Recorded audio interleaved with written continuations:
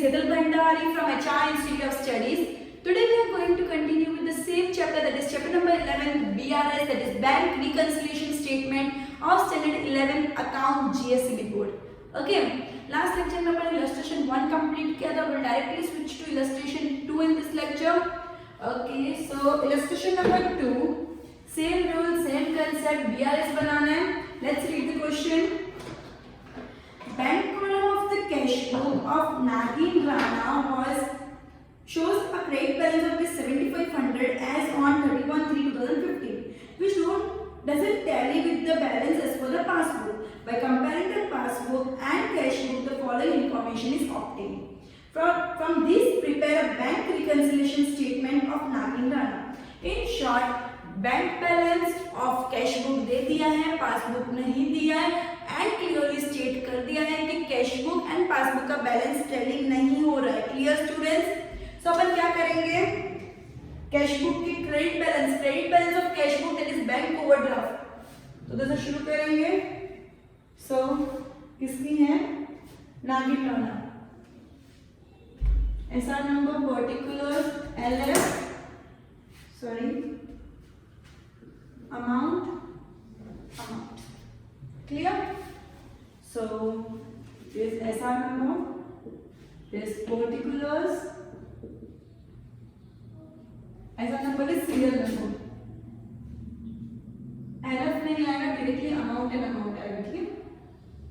Amount rupees, amount rupees. Okay.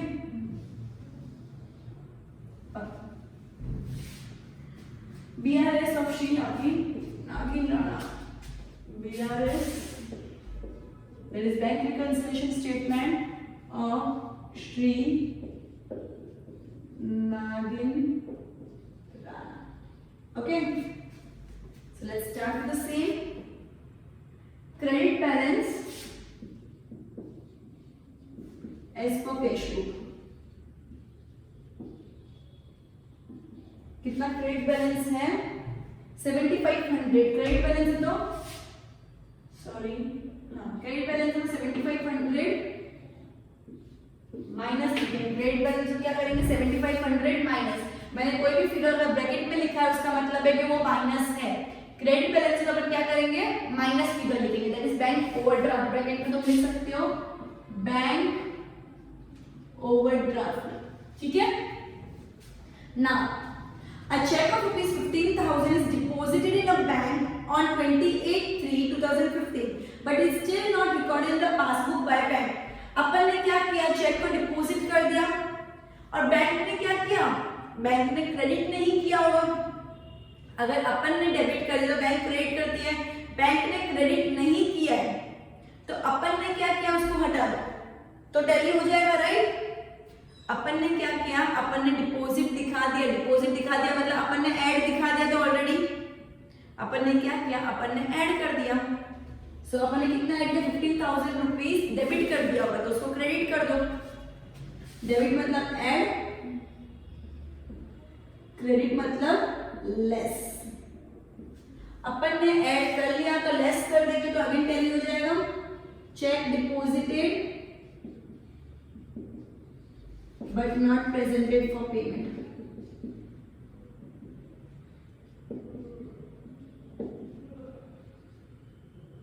कितना amount है? 15,000. अपन ने डेबिट किया था तो अब अपन को क्या करना है? क्रेडिट करना है ताकि अपन टैली कर पाए. तो क्रेडिट करना है, तो क्या करेंगे? अमाउंट लेस वाले अमाउंट पे लिख देंगे. क्लियर? फिर क्या बोला है? Interest of rupees 60 credited by bank on 33 which is not recorded in the cash book. Bank cash book में रिकॉर्ड नहीं किया, पर कैश बुक के अकॉर्डिंग बैलेंस दे रहे हैं. बैंक ने क्रेडिट कर दिया तो अपन को क्या करना होता है? डेबिट करना होता है, लेकिन अपन ने डेबिट नहीं किया तो कर दो, अगर रह गया तो कर दो. क्लियर? तो interest credited by bank not recorded in cash book. कितना है? 60 रुपीज. क्लियर? फिर क्या बोला है? 18,000 was deposited in bank account directly by a customer. एक कस्टमर ने बैंक अकाउंट में डायरेक्टली 18,000 डिपॉजिट कर दिया. The information is not receive up to 31/3, लेकिन कैश बुक में रिकॉर्ड नहीं किया क्योंकि अपन को पता ही नहीं है, बैंक अकाउंट का नंबर उसके पास था, उन्होंने ऑलरेडी डिपॉजिट कर दिया, अपने को पता ही नहीं है तो अपन ने किया ही नहीं होगा, मतलब कैश बुक में ट्रांजैक्शन रिकॉर्ड ही नहीं हुआ। अब पैसा डिपॉजिट हुआ है, 18,000 डिपॉजिट हुआ है, तो अकॉर्डिंगली अपन को कैश बुक के अंदर डेबिट करना चाहिए, लेकिन अपन को पता ही नहीं था इसलिए अपन ने डेबिट किया ही नहीं, तो करना, बाकी रह गए तो कर लो। चेक डिपॉजिट किया, कैश डिपॉजिट किया, अमाउंट डिपॉजिट किया ना, amount deposited directly in bank account,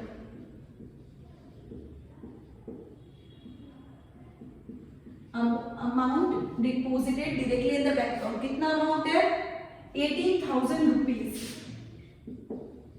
अपना डेबिट करना रह गया तो डेबिट कर लो, अगर अपने डेबिट कर लिया, बैंक ने क्रेडिट नहीं किया तो अपने क्रेडिट कर लेंगे ताकि वो इफेक्ट चेंज हो जाएगा। मैं डेबिट एक चीज कर रही थी, मैं ऐड कर रही हूँ, फिर मैं वही चीज लेस कर रही हूँ तो जीरो हो जाएगा ना, समझो मैं ऐड कर रही हूँ 25 रुपीज, मैं लेस कर रही हूँ 25 रुपीज, तो जीरो हो गया।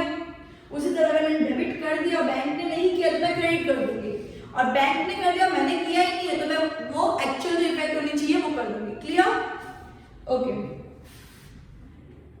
Check deposited with bank but not recorded in cash book, cheque deposit हो गया लेकिन कैश बुक में रिकॉर्ड नहीं किया, चेक डिपॉजिट हो गया लेकिन कैश बुक में रिकॉर्ड नहीं किया, डिपॉजिट हो गया मतलब कैश बुक वाले क्या करते हैं, डेबिट करते हैं, लेकिन उन्होंने नहीं किया तो कर दो।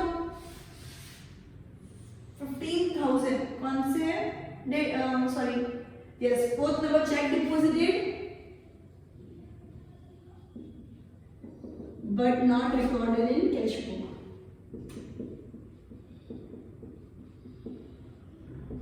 15,000. Check issued and paid by the bank left unrecorded in cash book rupees 9,000. Cheque issue कर दिया एंड बैंक से पे भी कर दिया, अपन ने चेक इशू कर दिया and paid by the bank, लेकिन कैश बुक में लिखना भूल गए। अपन ने चेक इशू किया, बैंक से पेमेंट भी हो गया, मतलब बैंक ने रिकॉर्ड कर लिया, लेकिन अपन ने रिकॉर्ड नहीं किया। चेक इशू कर दिया, अपन क्रेडिट करेंगे बिकॉज पैसा जा रहा है, लेकिन अपन ने रिकॉर्ड नहीं किया, मतलब क्रेडिट करना बाकी रह गया तो क्रेडिट कर देंगे। Check issued but not recorded in cash, कितना है 9,000 शायद से, कितना है 9,000 रुपीज। ओके, उसके बाद अब bill receivable discounted with the bank is dishonoured.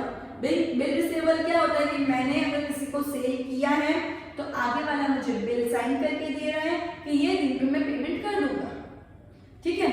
अब मैं वो बिल बैंक से डिस्काउंट करवा सकती हूँ, बैंक से पैसा ले सकती हूँ, और बैंक फ्यूचर डेट पे वो इंसान से पैसा ले लेगा जिस डेट पे वो इंसान ने प्रॉमिस किया है टू पे।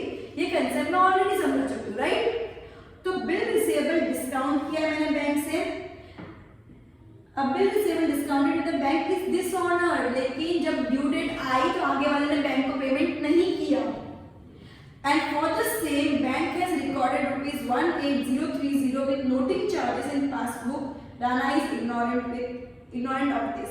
मतलब बैंक ने क्या बोला कि मेरे तो पैसे कटे हैं तो मैं तो पैसे तुम्हारे में से वापस ले लूंगा, तो बैंक ने डायरेक्टली बैंक अकाउंट में से पैसा ले लिया, बैंक ने अपन को दे दिया था। फ्यूचर डेट में वो अपने जिससे लेने वाले थे उसको कस्टमर, इन शॉर्ट अपने कस्टमर से ले रही थी बैंक पैसे लेने वाला, लेकिन कस्टमर ने ड्यू डेट पे पैसे नहीं दिए तो बैंक तो अपने से लेगा ना पैसे। क्लियर? तो बैंक ने वो पैसे अपने बैंक अकाउंट में से काट लिया, लेकिन कैश बुक राणा को पता नहीं था तो उसने कैश बुक में रिकॉर्ड नहीं किया, तो बैंक ने क्या किया होगा, बैंक ने डेबिट किया होगा। बैंक ने डेबिट, क्योंकि बैंक अगर पैसा निकाल रही है अकाउंट में से तो डेबिट करती है, पैसा डालती है तो क्रेडिट करती है, तो बैंक ने अगर डेबिट किया तो आपको क्या करना है, क्रेडिट करना है। सो क्या लिखा है, bill receivable discounted is dishonoured, dishonoured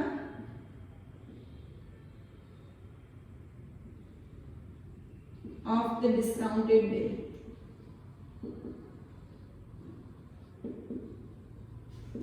कितना नाम 18030, right? 18030, 18,030 rupees. Clear? Next, number 7, by mistake total of the receipt of the side of cash book is less by 3000. Receipt side मतलब डेबिट साइड पे 3000 कम record कर दिए, by mistake come record कर तो record कर दो। Clear? Total of receipt side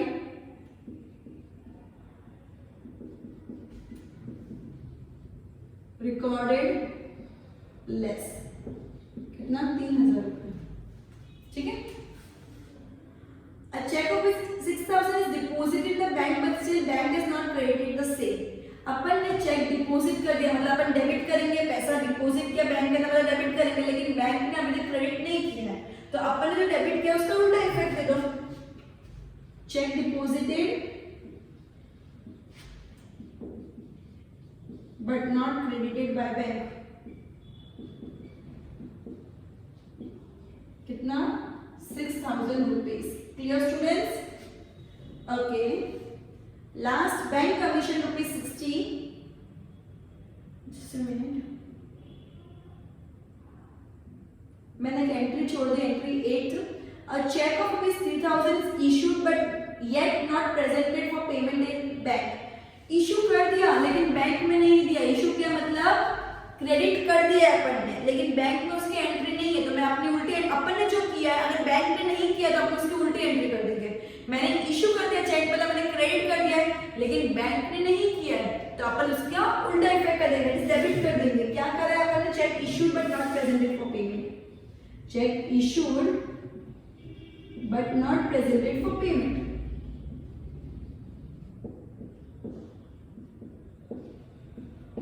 कितना amount है?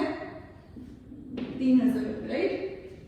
Okay, now last entry, bank commission rupees 60 debited by bank but not recorded in cash book. अपना रिकॉर्ड नहीं किया, बैंक ने डेबिट किया, तो अपन क्या करेंगे? क्रेडिट करेंगे। क्या है? बैंक कमीशन, कमीशन है ना? Yes, bank commission not recorded in cash book 60 rupees. अब मेरे पास ध्यान से सुनना स्टूडेंट्स, करना क्या एक्चुअली? कंफ्यूजन बहुत हाई होता है स्टूडेंट्स को, बीआरएस बहुत मुश्किल से समझ आता है, बट तुम लोग एक ब्रॉड माइंड लेके चलो। अब बेसिकली चीज सुनो, अपन कैश बुक से शुरू कर रहे हैं। Clear?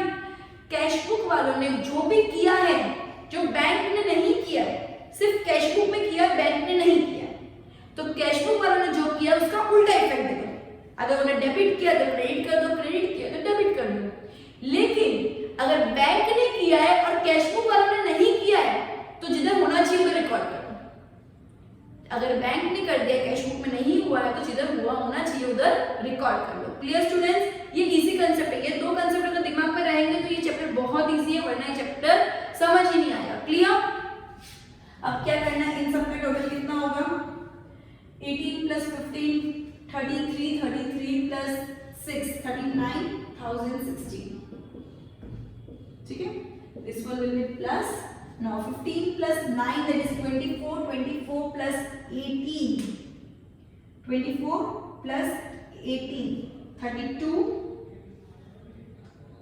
32 plus 6, 38. 38 plus 90, 38,090. And into minus. तो इसका फाइनल फिगर कितना आएगा?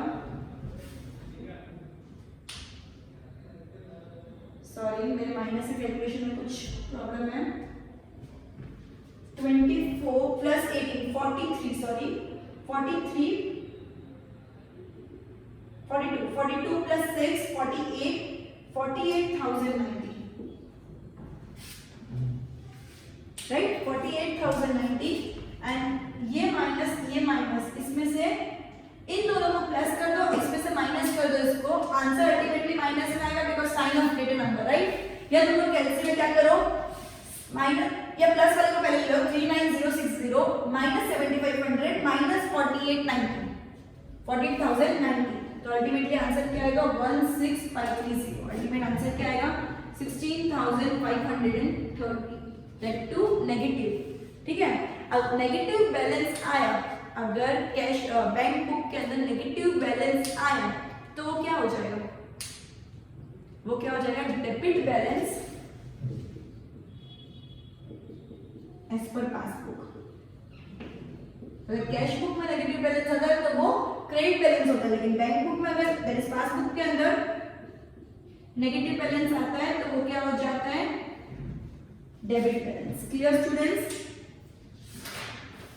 Question number 3 similar pattern homework. उसके बाद नेक्स्ट टॉपिक है that is debit credit method और अकाउंटिंग मेथड, वो नेक्स्ट लेक्चर में कंटिन्यू करूंगी। So goodbye everyone, we'll end this lecture here. We had already completed first, second and third in the homework. So we'll continue with new method, that is accounting method in the next lecture. So till then, goodbye.